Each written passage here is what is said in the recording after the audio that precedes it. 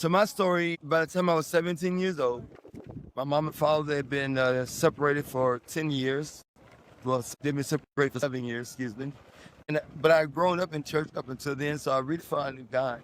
But the thing is, even though my mom sang in the choir, my dad was a deacon, and we knew of God, it wasn't until I heard the gospel in a way that it really made sense to me that God that knew me before I was born. And I'm thinking, can't be. Before you were born, I knew you. Before you were formed in your mother's womb, I already sanctified you, set you aside for a purpose. And I'm thinking, he can't know the way I treated his daughters. He can't know how disobedient I was, to my parents. He could not know, you know, uh, the blasphemy that came out of my mouth and all the things that I did that I'm too ashamed to mention of now. But yet, and see, he said that God chose me. And I'm thinking, if there's really a God like that, I want to.